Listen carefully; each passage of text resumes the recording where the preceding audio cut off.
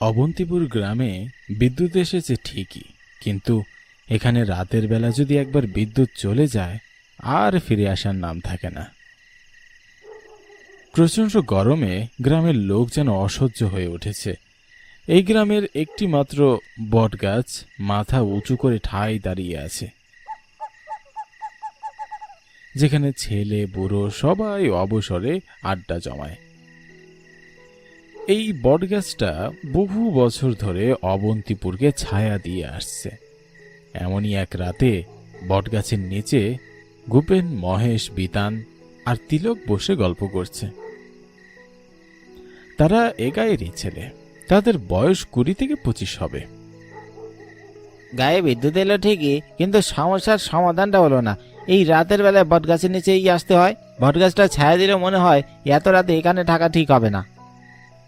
আরে কি আর করবি রে, আমাদের অজপাড়া গায়ে যে বিদ্যুৎ এসেছে এই আর কম কি। তবে এই বটগাছ নিয়ে তো কম কিছু শুনিনি, সেই ছোটবেলা থেকেই শুনে আসছি। তবে আজ অব্দি তো কিছু হয়নি কারো। ওরা সবাই এখানেই বড় হয়েছে। অন্য দুজনও তাদের সাথে গল্প করছে। হালকা মৃদু হাওয়াও যেন আজ আর বইছে না। গরমে কোমট হয়ে আছে পরিবেশটা, একেবারে থমথমে ভাব। আকাশে কোনো চাঁদ নেই, ঘন অন্ধকারে ছেয়ে গেছে চারপাশটা। এরই মাঝে তিলক আবার বলে উঠে, তোরা এখানে এই গরমে থাকবি নাকি বাড়ি যাবি? রাত তো গভীর হয়েছে, আর এই বটগাছের নিচে থাকা ঠিক হবে না। আমি চললাম। তিলক উঠে দাঁড়াতেই কেমন যেন তার শরীর ভেদ করে একটা ঠান্ডা হালকা হাওয়া বয়ে গেল। আচমকা তিলকের মনে হলো তার মাঝে কেউ একটা প্রবেশ করেছে। তার চোখ যেন রক্তবর্ণ ধারণ করল। একটা অলৌকিক শক্তি তিলক অনুভব করছে। তিলকের মুখ কেউ দেখতে পাচ্ছে না। তার অজান্তেই যেন সে বলছে পিছনে থাকা তার বন্ধুদের, তোরা এখান থেকে চলে যা, কেন এসেছিস ওখানে? আচমকা তিলকের এমন কথা শুনে সবাই হতবাক। তিলক ঘুরে তাকালো তাদের দিকে। তিলকের চেহারা বীভৎস রূপ ধারণ করেছে। মনে হচ্ছে এই বুঝি তার মুখ দিয়ে রক্ত বের হয়ে আসবে। দাঁতগুলো দানবের মতো বড় হয়ে গেছে। এমন বীভৎস চেহারা দেখে সবাই স্তম্ভিত হয়ে গেল। কি রে তিলক, তুই এমন ভাবে কি কথা বলছিস? তোর এমন অবস্থা হলো কি করে? আমার মনে হচ্ছে আমাদের তিলক নয় রে, অন্য কেউ। সাহস করে তিলকের সাথে কথা বলল বিতান আর মহেশ। তিলক এক অট্ট হাসিতে ফেটে পড়ল। তিলক লম্বা এক হাত বাড়িয়ে নিয়ে গেল বিতানের দিকে, গলা টিপে ধরল।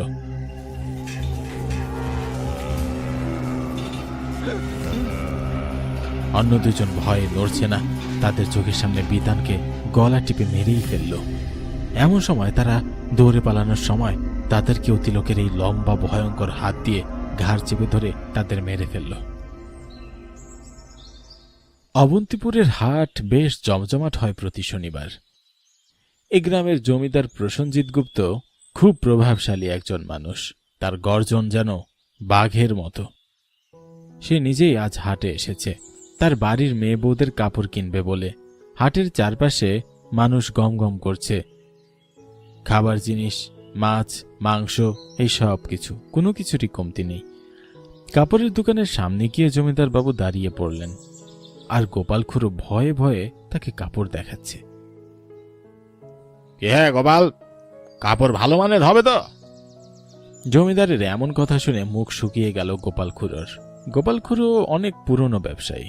শহর থেকে সিল্ক, গ্রামের পাকা তাঁত সব কাপড়ই রাখে গোপাল খুড়ো। সে বলল, গে জমিদার বাবু, আপনি চিন্তা করবেন না, আমার থেকে ভালো কাপড়ই আপনি পাবেন। আপনি নিশ্চিন্তে আপনার গিন্নি মায়ের জন্য কাপড়গুলো নিয়ে যেতে পারেন। আগে বাবু, অভয় দিলে একটা কথা বলতে চাই। গায়ের ওই বট গাছটার নিচে গত রাতে 3টি লাশ পাওয়া গেছে। হঠাৎ করে গায়ের মধ্যে এমন দুর্ঘটনা কেমন যেন না অস্বাভাবিক লাগছে। তা তো শুনেছি, আমিও শুনে খুব আশ্চর্য হয়েছি। হঠাৎ করে গ্রামে যে কোনো ডাকাত পড়লো কি না? আমার মনে হয় বাবু এ কোনো ডাকাতের কাজ নয়, এটা অন্য কিছু। সেসব কি আমার অজানা গোপাল? কিছুই অজানা নয়। আমার বোধগম্য হচ্ছে না একেবারে 3টি লাশ কিভাবে কিভাবে সম্ভব হলো? কথাগুলো অবাক হয়ে জমিদারবাবু বলছিলেন। গোপাল খুড়ো বেশ দামি দামি কিছু কাপড় দেখালো। জমিদারকে দেখে তিলক ড্যাব ড্যাব করে তাকিয়ে আছে, যেন বহুদিনের রাগ পুষিয়ে রেখেছে। তিলকের এমন চাহনি দেখে জমিদার রাগে অগ্নিশর্মা হয়ে গেল। এই ছোকরা, তুই এভাবে তাকিয়ে আছিস কেন রে? আগে জমিদার বাবু কি বলছেন? আমি তো আপনার দিকে তাকাইনি। বিষয়টা গোপাল খুড়ো বুঝতে পেরেছে। তিলক তার নিজের মাঝে ছিল না। আবার তিলক জমিদারের যাওয়া এক দৃষ্টিতে তাকিয়ে দেখছে। তিলকের এমন আচরণ দেখে গোপাল খুড়ো কিছু আঁচ করতে পারল। জমিদার তার পেয়াদাকে সাথে নিয়ে বটগাছের পাশ দিয়ে ফিরছেন। আশেপাশে কেউ নেই। 2 দিন আগে গ্রামে এত বড় দুর্ঘটনা হয়ে গেছে এটা ভেবে জমিদার তার লাঠিয়ালকে নিয়ে বটগাছের রাস্তা দিয়ে তাড়াতাড়ি পার হচ্ছে। এই তাড়াতাড়ি বা চালা, গ্রামের কোনো কিছুই সুবিধার মনে হচ্ছে না। 2 দিন আগে এখানে দুর্ঘটনা হয়েছে। শহর থেকে আমার ছেলের বন্ধু 2 জন রিপোর্টার আসার কথা, তারা সব খতিয়ে দেখবে। আজ বাড়িতে ফিরতে একেবারে সন্ধ্যা হয়ে গেল। জমিদারের কথা শুনে তার পেয়াদা আরো দ্রুত পা বাড়াতে লাগলো, কিন্তু খানিক বাদেই তাদের পিছন থেকে তিলক ডেকে উঠল। জমিদার বাবু দাঁড়ান, আমাকে একা ফেলে কোথায় যাচ্ছেন? সেদিন হাটের ওই ছেলেটা না তুই? এত বড় সাহস তোর, আমাকে রাস্তায় তুই ডাকছিস? পেয়াদা জমিদারকে কিছু বলতে যাবে এমন সময় তারা যা দেখল তাদের শ্বাস বন্ধ হয়ে আসলো। তিলক এক ভয়ঙ্কর রূপ ধারণ করেছে, চোখ দুটো যেন আগুনের মতো। জমিদার আর তার লোকেরা এমন চেহারা আগে কখনো দেখেনি। তারা বুঝতে পারল আজ তারা আর বেঁচে ফিরতে পারবে না। জমিদার বলল, আমাকে মেরো না, আমি তো কারো কোনো ক্ষতি করিনি। সেদিন তুই বাঁচতে দিসনি শয়তান জমিদার আমায়। আমি এই গ্রামকে বাঁচতে দেব না। জমিদার এই ভয়ঙ্কর মূর্তিটির কথাগুলো শুনে থমকে গেল। তার মনে পড়ে গেল সেদিনের কথা, যেদিন একটি ছেলের সাথে সে অন্যায় করেছিল। তবে কি সেই ছেলে আত্মা হয়ে ফিরে এসেছে? জমিদার এসব ভাবনা শেষ করার আগেই সেই বিভৎস চেহারার মূর্তিটি তার হাত লম্বা করে এগিয়ে দেয় জমিদার আর তার পেয়াদার দিকে। দুজনের গলা মাটি থেকে কয়েক গজ উপরে তুলে টিপে ধরে। কিছুক্ষণ পর তাদের মুখ থেকে রক্ত বের হতে শুরু করে। সেখানেই তারা মারা যায়।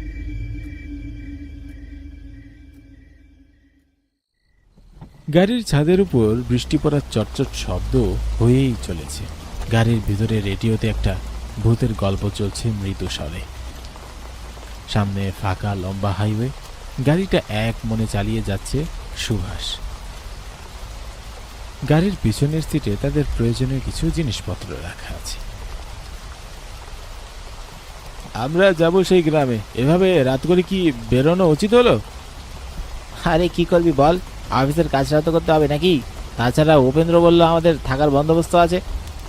এজন্য আর দেরি না করে বেরিয়ে বললাম। রাতে রাস্তাও ফাঁকা থাকে, 2 দিন আগেই যাওয়া উচিত ছিল, কিন্তু আমি তো ছিলাম না, এজন্য যাওয়া হলো না। অফিসের চাপটাও তো কম নয় রে। এমনি এমনি তো আর ছুটি নিসনি, পায়ে চোট লাগিয়ে বসে আছিস, কি আর করার। তুই যে খুব ভালো গাড়ি চালাতে পারিস সেটাও কিন্তু আমার ভালোই জানা আছে। হ্যাঁ, সেই সুযোগটাই তো নিয়েছিস। সে আর বলতে।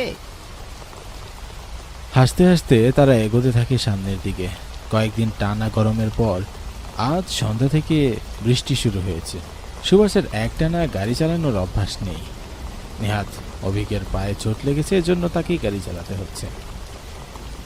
তা তোর পায়ের এখন কি অবস্থা বল? সেদিনের পর থেকে তো আর কোনো খোঁজই নিতে পারলাম না। আজ কাজের জন্য একসাথে হচ্ছে বলে দুজনে দুদণ্ড কথা বলার সুযোগ পাচ্ছি। সুভাষের সাথে কথা বলতে বলতে অভিক তার পকেটে হাত বাড়াতে লাগলো। কিরে, কি হলো? অমন করে কি করছিস? আর বলিস না রে ভাই, অফিসে আই কার্ড ফেলে এসেছি, কাজের কথা বলতে মনে হলো। তো কি হয়েছে? আমার আই কার্ড তো আছে, এটা দিয়েই কাজ হয়ে যাবে। পুলিশের কথা আর কি বলা যায় রে, দেখছিস না যেখানে সেখানে দুর্ঘটনা হচ্ছে। আরে চিন্তা করিস না, কিচ্ছু হবে না। তারা কথা বলতে বলতে এগোতে থাকে। অনেকক্ষণ বৃষ্টির পর গরম ভাবটা আর নেই। গাড়ি চালাতে চালাতে সুভাষ এবার গাড়ি থামিয়ে দিল। কি রে, গাড়ি থামালি কেন? এই হাতটা একটু ধরেছি, একটু বাদে আবার রওনা দেব। আমিও গাড়ি চালাতে পারছি না, তুই একা চালাচ্ছিস, তোর কষ্ট হয়ে যাচ্ছে, আমি বুঝতে পারছি। আরে ঠিক আছে, সমস্যা নেই। সুভাষ আবার রওনা দিল। এবার তারা শহরের রাস্তা পেরিয়ে গ্রামের এলাকায় প্রবেশ করল। এদিকটায় রাস্তা ফাঁকা, দুধারে বিশাল বিশাল মাঠ, আর হঠাৎ একটা দুটো গাড়ি চোখে পড়ছে। হ্যাঁ রে, উপেন্দ্র বলল তাদের গ্রামে যে দুর্ঘটনা হয়েছে পুলিশও তার কোনো হদিস করতে পারেনি। এতগুলো খুন হলো কিন্তু কেউ কোনো কুলকিনারাই করতে পারলো না। আগে যাই, সেখানে পরে দেখা যাবে। ঠিক বলেছিস, চল। কথা বলতে বলতে তারা একেবারে গ্রামের ভেতরে প্রবেশ করেছে। অভিক গাড়ির সিটে চোখ বন্ধ করে ঘুমিয়ে আছে। সুভাষ একাই মুখ বন্ধ করে গাড়ি চালিয়ে যাচ্ছে, আর রেডিওতে ভূতের গল্প চলছে। এই রাত্রিবেলায় এমন নির্জন রাস্তা দিয়ে ভূতের গল্প বেশ ভালোই লাগছে সুভাষের। এমন সময় একটি চায়ের দোকান দেখে সুভাষ গাড়ি থামিয়ে দিল। তারা দুজনেই গাড়ি থেকে নেমে চায়ের দোকানের সামনে এগিয়ে গেল। খুড়ো, অবন্তিপুর এখান থেকে আর কত দূর? অবন্তিপুর এত রাতে কেন ওদিকে যাবেন? ওদিকে ভালো না জায়গাটা। ওই তিনজন মারা যাওয়ার পর অবন্তিপুরের জমিদার আর পিয়াদাও ওরাও মরেছে। তারা কিছুই বুঝতে পারল না। তারা সেখান থেকে যাবে এমন সময় অবন্তিপুরের জমিদার বাবু অনেকদিন আগে এক চেহারারি মাইরিয়া ভালোবাসার জন্য গ্রাম থেকে বাইর করে দিচ্ছিল। তারা এতদিন পর আত্মা হইয়া ফিরাইছে, জমিদার বাবুরেও মারছে। এই থামুন তো, আপনার এমন ভূতের গল্প শোনার টাইম নেই আমাদের। তারা কোনো কিছু বিশ্বাস করলো না। তারা কিছু না ভেবে দুজনে গাড়ির দিকে যেতে থাকে। এমন সময় এক ঝড়ো প্রবল হাওয়া বইতে শুরু করে। ঠিক সে সময় তিলক তাদের সামনে আসে। এমন সময় গোপাল খুড়ো সেখানে আসে, তার হাতে মন্ত্রপুত আর গঙ্গা জল। বাবারা, তোমরা এখান থেকে সরে যাও, এটা একটা প্রেত, তোমরা সামনে যেও না ওর। ততক্ষণে তিলক তার ভয়ঙ্কর রূপ ধারণ করে ফেলেছে। ভয়ঙ্কর মূর্তিটির সামনে গিয়ে খুড়ো গঙ্গা জল ছিটিয়ে দিতে লাগলো। মুহূর্তেই তার শরীরে আগুন জ্বলে উঠল। এদিকে তিলক অজ্ঞান হয়ে মাটিতে পড়ে রইল। এসব দৃশ্য দেখে অভিক আর সুভাষ কিছুতেই বিশ্বাস করতে পারছে না। তারা প্রথমবার এসব দেখছে। এই গ্রামের অভিশাপটা আজকে শেষ হইল। এই ছেলেরা শরীরে বর কইরা প্রতিশোধ নিছে ওই আত্মা। আমি সেদিন ওর মুখ দেখেই বুঝতে পারতাছিলাম, এজন্য আগে থেকে ব্যবস্থা নিয়ে রাখছি। আমি সঠিক সময় না বুঝালে তোমাদের বিপদ হইত। অবন্তিপুরের বটতলার এক ভয়ঙ্কর প্রেতের গল্প এভাবেই শেষ হলো।